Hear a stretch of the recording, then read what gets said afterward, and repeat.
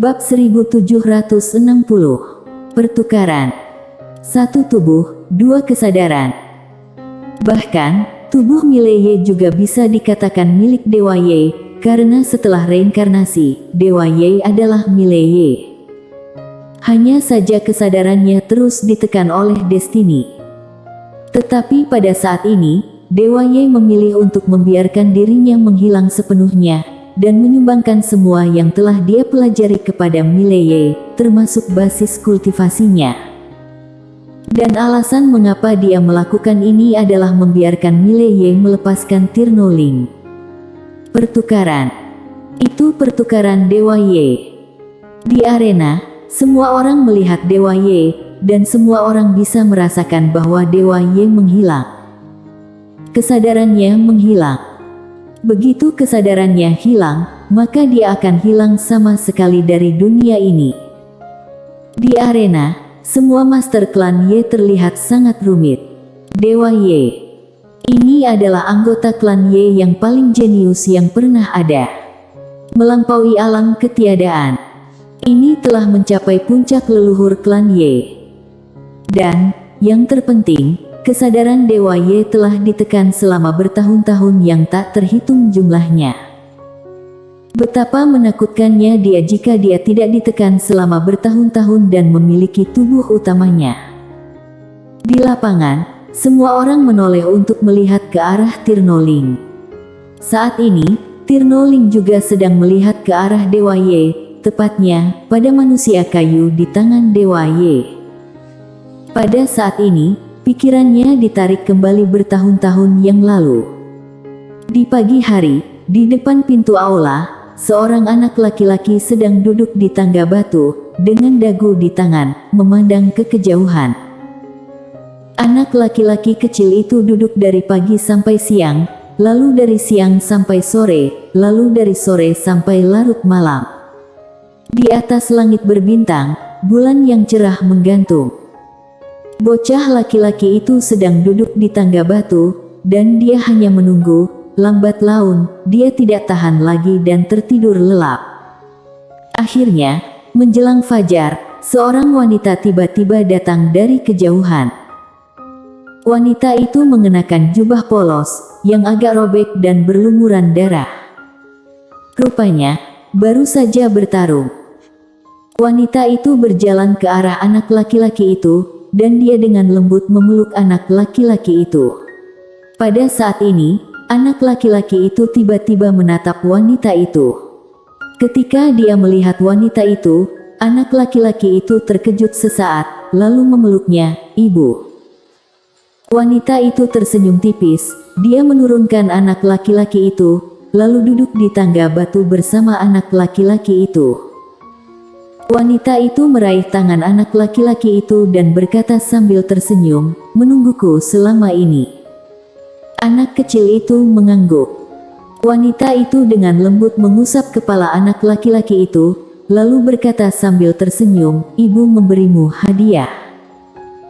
Saat dia berbicara, dia membentangkan telapak tangannya, dan di dalam telapak tangannya ada manusia kayu. Dan manusia kayu terlihat persis seperti anak kecil itu. Mengambil manusia kayu, bocah laki-laki itu jelas geli, menyentuh dan menyentuhnya terus. Wanita itu tiba-tiba tertawa dan berkata, "Bagaimana latihan dewa hari ini?" Anak kecil itu buru-buru berkata, "Aku telah mencapai alam fana." Alam fana. Wanita itu sedikit terkejut. Dia menatap anak laki-laki itu, dan sedikit keterkejutan muncul di matanya. Bocah laki-laki itu menatap wanita itu dengan antisipasi di matanya. Jelas, dia ingin dipuji. Wanita itu tertawa, dan dia dengan lembut mengusap kepala bocah laki-laki itu. "Luar biasa. Dewaku, sungguh luar biasa." Mendengar ini, bocah lelaki itu tiba-tiba menyeringai, dan memeluk wanita itu. Wanita itu tersenyum, lalu bangkit, dan dia mengajak anak laki-laki itu berjalan ke kejauhan. Bocah laki-laki itu berbisik, "Apakah ibu terluka?" Wanita itu mengangguk. Bocah laki-laki itu memegang tangan wanita itu dengan erat. Saat aku besar nanti, aku akan melindungi ibu. Wanita itu tersenyum. Tapi mata anak laki-laki itu berangsur-angsur menjadi lebih tajam. Dunia Ye. Manusia kayu kecil di tangan Dewa Ye tiba-tiba jatuh, dan pada saat ini, Tirno Ling juga sadar kembali. Saat dia melihat manusia kayu jatuh, jiwa Tirno Ling tiba-tiba bergetar, dan ada kepanikan di matanya. Dewa Ye pergi. Dewa Ye pergi. Benar-benar menghilang. Kali ini benar-benar hilang, tidak akan ada lagi. Tidak akan ada lagi reinkarnasi. Dengan kata lain, dia telah sepenuhnya menjadi Mileye. Dia memberikan segalanya untuk Mileye. Saat ini, Mileye membuka matanya, dan dengan lambaian tangan kanannya, ruang hampa di lapangan bergerak dengan keras. Tingkatan alamnya saat ini sama dengan tingkatan alam Dewa Ye sebelumnya. Kecuali kesadaran, Dewa Ye memberikan segalanya tentang dirinya kepada Mileye. Pemenang terbesar. Di arena, semua master klan Ye tampak sedih. Jenius terkuat dan paling super dalam sejarah klan Ye telah hilang. Itu hilang. Semua orang klan Ye berdarah di hati mereka. Inilah seorang jenius yang bisa melampaui leluhur. Dan baru saja mati dalam pertengkaran keluarga. Rasa sedih membuncah di hati setiap orang. Tirno Ling berjalan perlahan di depan Mileye. Dia mengambil manusia kayu. Melihat manusia kayu di tangannya, dia seperti kehilangan jiwanya.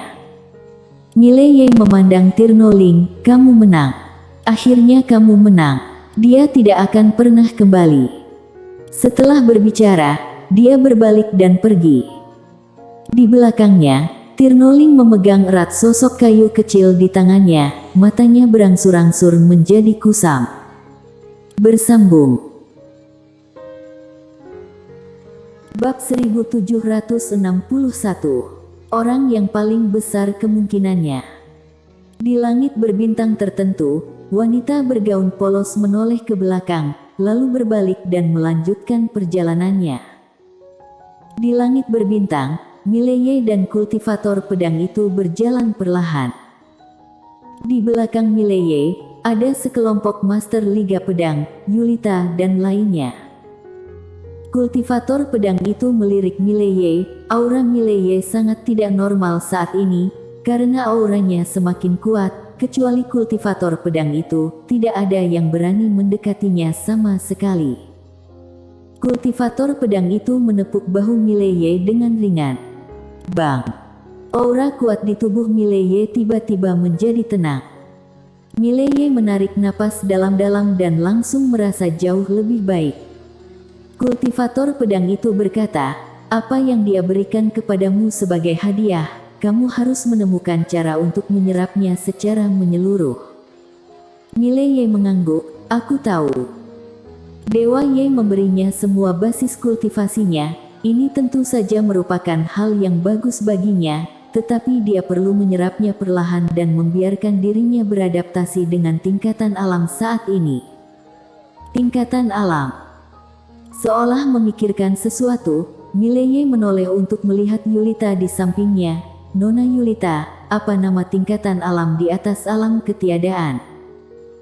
Yulita berkata dengan suara berat, "Alam menaiki langit." Mileye tercengang, lalu berkata, "Alam menaiki langit." Yulita mengangguk, dia melirik Mileye dengan ekspresi rumit, bahkan di kota Zutian, hanya ada beberapa orang yang mencapainya. Saat dia berbicara, dia menggelengkan kepalanya. Dewa Ye itu benar-benar luar biasa. Dewa Ye.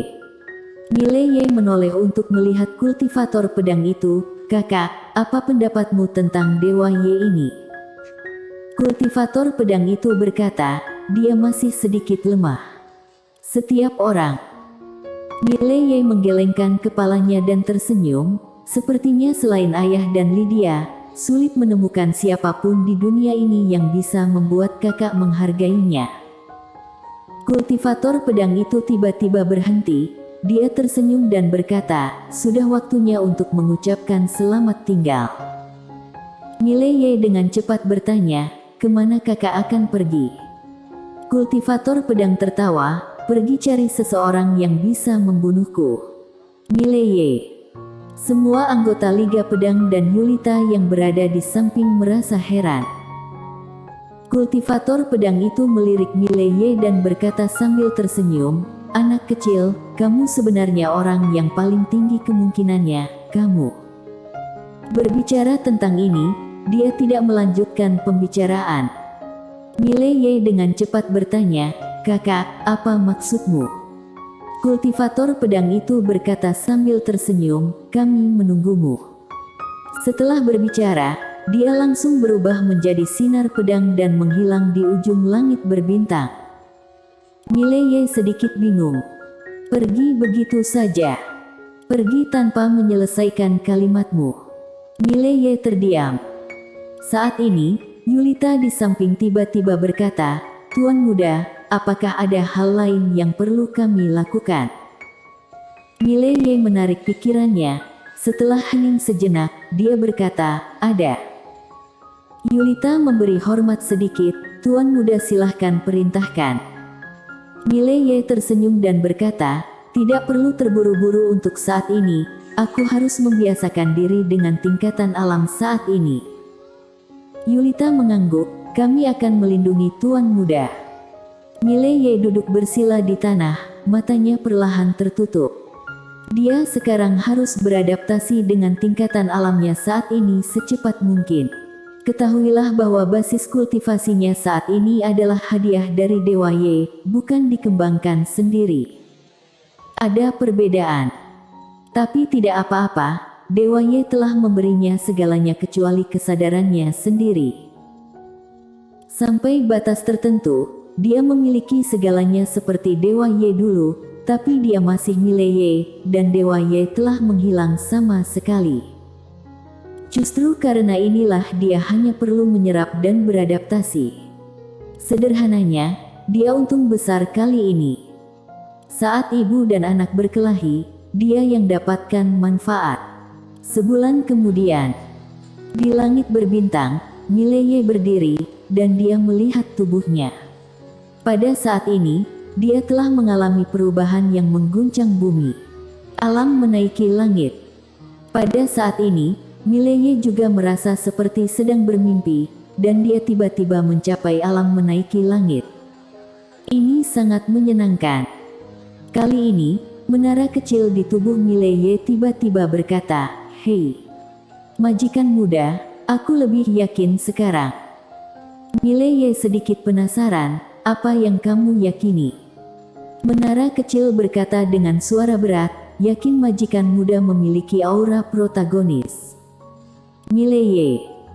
Menara kecil berkata lagi, setelah kamu datang ke klan Ye, kamu hampir tidak melakukan apa-apa, lalu langsung mencapai alam menaiki langit.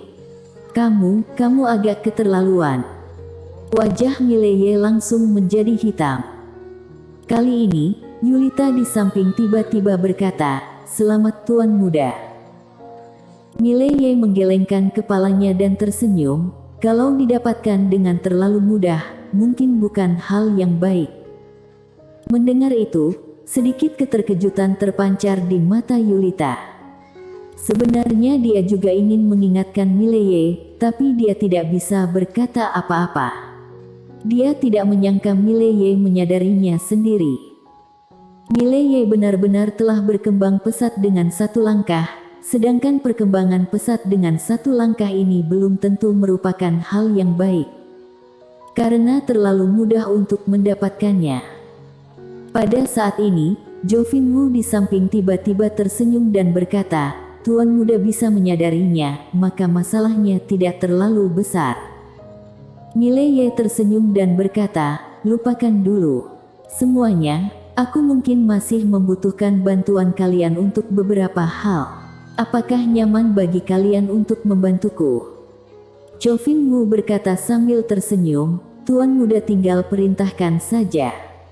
Yulita pun berkata, Tuan Muda katakan saja. Mileye melihat ke kejauhan, dan berkata dengan lembut, "Aku harus mengubah sesuatu." Klan Ye. Di atas tangga batu tertentu, Tirno Ling duduk dengan tenang. Pada saat ini, dia telah memulihkan tubuh fisiknya. Dia hanya duduk di sana, di tangannya ada patung manusia kayu kecil yang ditinggalkan Dewa Ye. Tirno Ling melihat ke kejauhan, secara bertahap, rambutnya mulai memutih sedikit demi sedikit, dan setelah beberapa saat, rambut hitamnya berubah menjadi putih salju. Bersambung.